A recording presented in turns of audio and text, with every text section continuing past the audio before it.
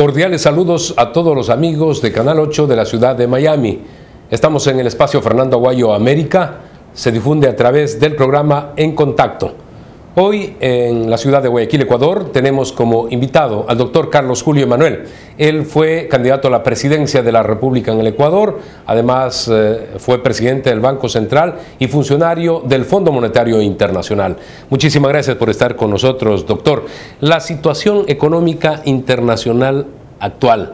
Hay países que claramente se ve están decreciendo en sus economías. Hay otros que hacen los esfuerzos por seguir hacia adelante, como el caso del Perú y de Chile.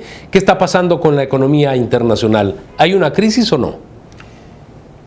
Yo creo que no hay una crisis general en el mundo. Esta ha sido una excusa que algunos funcionarios de gobiernos a los que no le va bien en la parte económica la están utilizando como una excusa para tratar de explicar por qué no les va bien en sus gobiernos. No, si hubiera una crisis financiera, económica a nivel mundial, ningún país estaría creciendo. Y hay muchos países que usted ya señaló que están creciendo, como el caso del Perú, como el caso de Colombia, como el caso de Panamá, como el caso de Chile.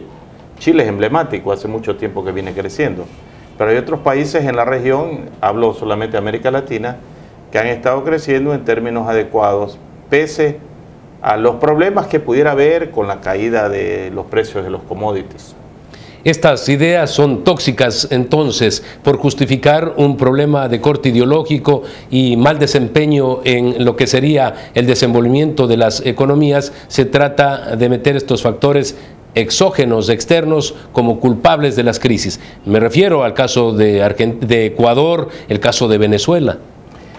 Siempre ha sido una costumbre de algunos países o algunos funcionarios de países en América Latina de echarle la culpa de nuestros problemas al resto del mundo. Yo creo que... Especialmente a los Estados Unidos. Especialmente a los Estados Unidos y especialmente Cuba, de donde vienen pues algunas de las directrices para algunas de estas economías fallidas, como es el caso de Venezuela, y como es también el caso del Ecuador, que pese a haber recibido tantos recursos en la última década que de ninguna manera puede llamarse década ganada, sino década perdida en términos de crecimiento económico, perdida en términos de acuerdos comerciales, perdida en términos de inversión extranjera, perdido en términos de empleo. Hoy el Ecuador tiene un gravísimo problema de desempleo, pero siempre se trata de esquivar el verdadero motivo de los problemas, acusando a factores externos, factores internacionales. Y eso es lo lamentable. El Ecuador permanentemente trata también de justificar sus gobernantes que el estar dolarizado es un gran problema para la economía exterior del país.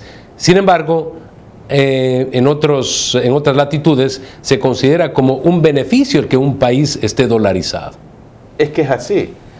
La historia, que es nuestra mejor profesora, nos indica que no existe ni ha existido país en el mundo que ha logrado crecer, desarrollarse, convertirse en una sociedad moderna sin una moneda fuerte. Es fundamental. Si uno no tiene una moneda fuerte, entonces es presa de la inflación, de la hiperinflación, del desempleo.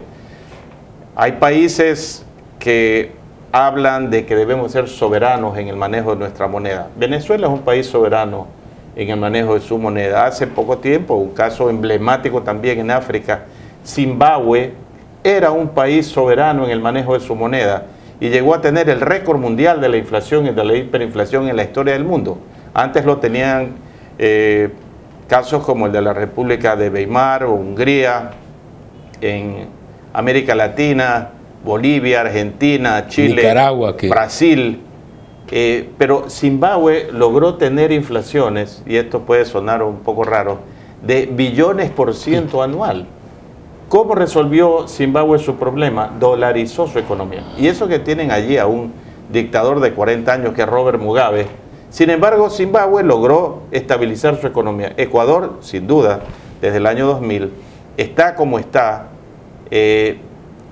desde el punto de vista de una estabilidad monetaria fundamentalmente por la dolarización. Ha permeado la dolarización, por ejemplo, lo que podía significar incluso una crisis de carácter política. ¿Ha dado estabilidad la dolarización que empezó en el año 2000? 100%. Y para aquellas personas que también se escucha aquí en el Ecuador, que se quejan de que por ser una economía dolarizada, las exportaciones se vuelven no competitivas, hay que recordarles que la moneda más fuerte del mundo a través de la historia es el franco suizo, y Suiza ha tenido en ocasiones que poner una tasa de interés negativa por el influjo de capitales hacia Suiza. Es decir, que uno colocaba dinero en la banca suiza y en lugar de tener un interés que aumentaba su capital, tenía un interés negativo que lo disminuía. Sin embargo, seguían fluyendo los capitales porque el tener una moneda fuerte de ninguna manera afecta a la economía, todo lo contrario, y ayuda también a las exportaciones en la medida en que los países están dispuestos a desregular sus economías. Y sobre eso podemos hablar más en detalle. Sí, porque se habla de perder competitividad con las exportaciones, por ejemplo. Claro. Eso es lo que se expresa por parte del gobierno, en este caso ecuatoriano, pero también cuando habla el doctor Carlos Julio Emanuel de la soberanía. Venezuela es muy soberano, pero la gente pues gana 15, 17 y 20 dólares mensuales. Vamos a hacer una pausa comercial. Retornamos inmediatamente. Estamos en el espacio Fernando Aguayo América, dentro del programa En Contacto, a través de Canal 8 de la ciudad de Miami.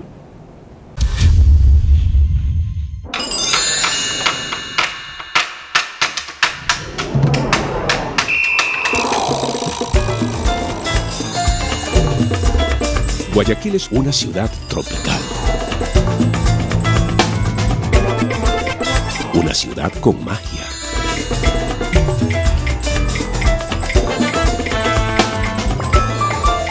De sabores por disfrutar. De lugares por descubrir.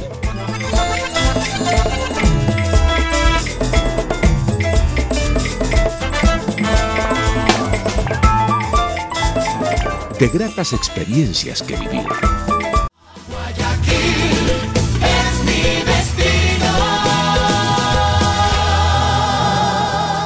Este programa es auspiciado también por el Aeropuerto de Guayaquil y ha sido premiado en los últimos años por su excelente servicio y además por su moderna infraestructura. Gracias por continuar en la sintonía del espacio Fernando Aguayo América a través del programa En Contacto. Estamos en la ciudad de Guayaquil, Ecuador. Dialogamos con el doctor Carlos Julio Emanuel. Él fue funcionario del Fondo Monetario Internacional, ha sido candidato a la presidencia de la República en el Ecuador. Doctor, otro de los aspectos, país que no se abre al comercio mundial como lo hacen actualmente prácticamente todos los europeos, los asiáticos, tampoco tienen un futuro promisorio.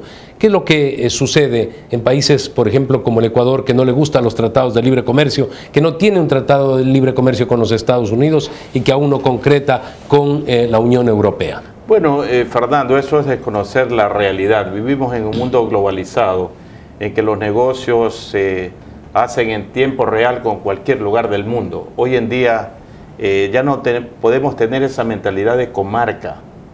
Debemos tener una mentalidad del mundo abierto, globalizado.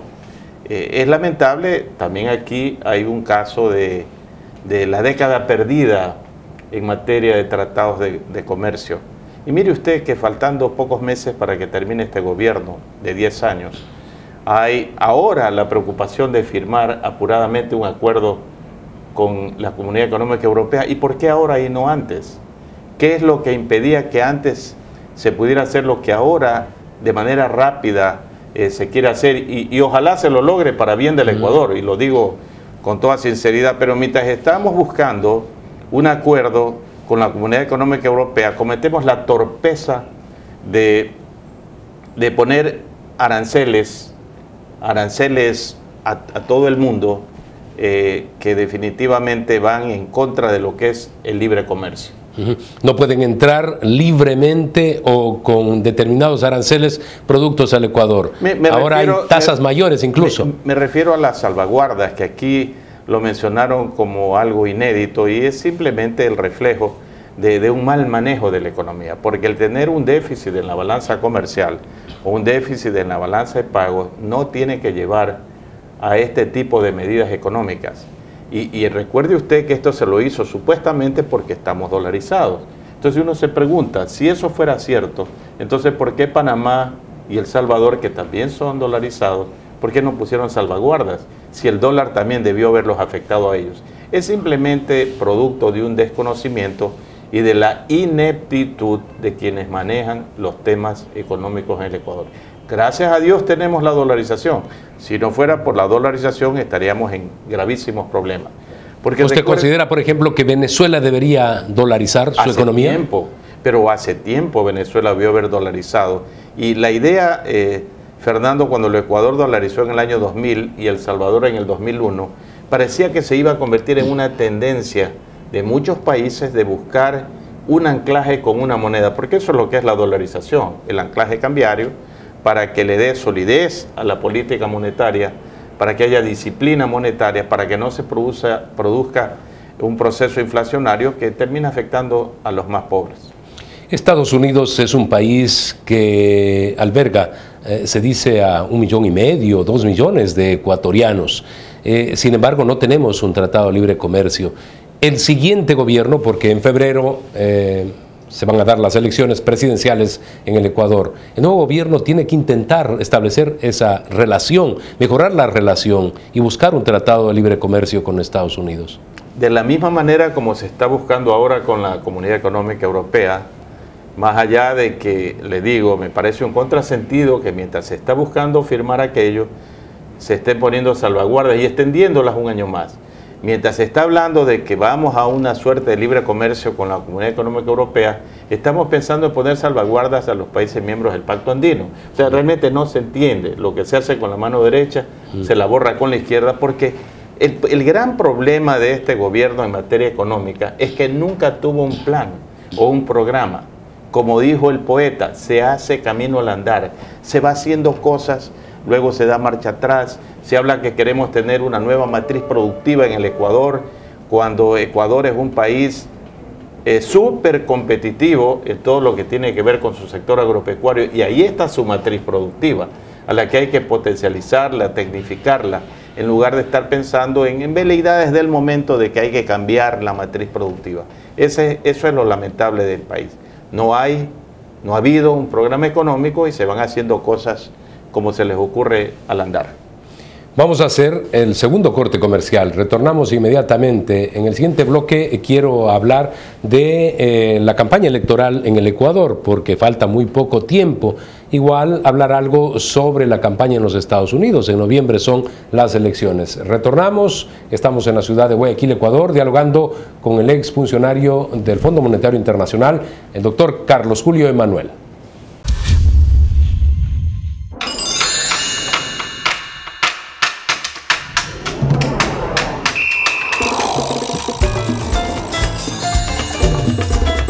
Guayaquil es una ciudad tropical. Una ciudad con magia.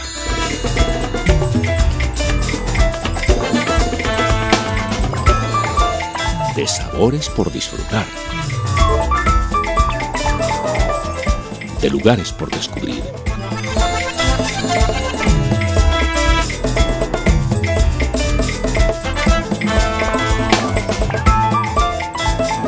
De gratas experiencias que vivir. Guayaquil es mi destino. Este programa es auspiciado también por el Aeropuerto de Guayaquil y ha sido premiado en los últimos años por su excelente servicio y además por su moderna infraestructura. Continuamos en el espacio Fernando Aguayo América. Estamos en Guayaquil, Ecuador, espacio que se difunde a través del programa En Contacto por Canal 8 de Miami. Doctor, viene ya una etapa netamente electoral. El gobierno de la Revolución Ciudadana, de gobierno del socialismo del siglo XXI, prácticamente tiene 10 años en el poder. ¿Usted cree que podría continuar o se acabó esa era?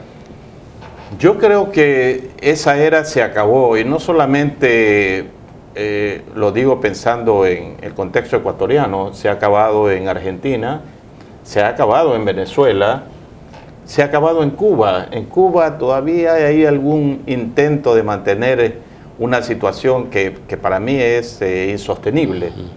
Se está acabando en Brasil.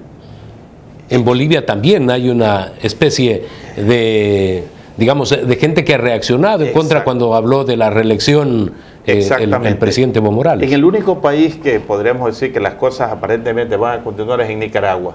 Y eso por razones especiales que yo no sé cómo son soportadas en el contexto internacional, entre otros por instituciones como la Organización de Estados Americanos, porque esa es una violación crasa a la democracia. Que se ponga la esposa como candidata a la vicepresidencia. Y que se eliminen a otros candidatos que pudieran llegar a la presidencia por mandato del Tribunal Electoral, o que se eliminen a diputados que son de la bancada de la oposición al gobierno. Salvo por Nicaragua, en el resto de los países se está dando un cambio. Yo creo que este gobierno está consciente de que, dada la crisis económica generada por el propio gobierno, esto hay que decirlo, esto es endémico, esto es endógeno, esto no es que viene de afuera. Se han manejado mal las cosas y ahí están los resultados. Imagínense un país como el Ecuador, que requiere capital, que simplemente se cierre a la inversión extranjera. Concepto mercantilista, autárquico, que no funciona en los momentos actuales. Imagínense un país que le dice al capital extranjero: no vengan esos capitales porque aquí te voy a poner un impuesto cuando los saques. Entonces, todo esto que está viviendo el Ecuador es resultado de esta forma de manejar el tema económico al andar, haciendo camino al andar, como ya lo dije. Entonces, llegando a la época de las elecciones, en febrero, la situación económica, lamentablemente para los ecuatorianos, va a ser todavía más grave. Va a haber mayor desempleo, mayor cierre de empresas del que ya se ha venido dando. Obviamente el pueblo ecuatoriano va a votar por quien le proponga un cambio a este desastre que estamos viviendo. Y ciertamente el cambio no va a venir de la gente del mismo gobierno, porque ¿quiénes serían los candidatos? Uno que fue vicepresidente del actual presidente y otro que es vicepresidente del actual presidente. Ahí no va a haber cambio alguno. Entonces, los ecuatorianos vamos a votar por un cambio, por esa persona que esté prometiendo hacer las cosas de manera diferente. Van a ser tiempos difíciles, pero tendrán que hacerse. En esta lucha contra el imperio, resulta que en Bolivia han establecido unos pelotones de militares de tipo policía que van en contra de quienes un poco vivan en base a las características occidentales. O sea, algo tan ilógico y absurdo que podrían introducir en los otros países del socialismo del siglo XXI si continúa. Podría ser. Acuérdense que aquí también se ha utilizado la calle a veces para tratar de acallar las voces de la oposición. Pero eso no es duradero. Yo creo que Ecuador va a experimentar un cambio.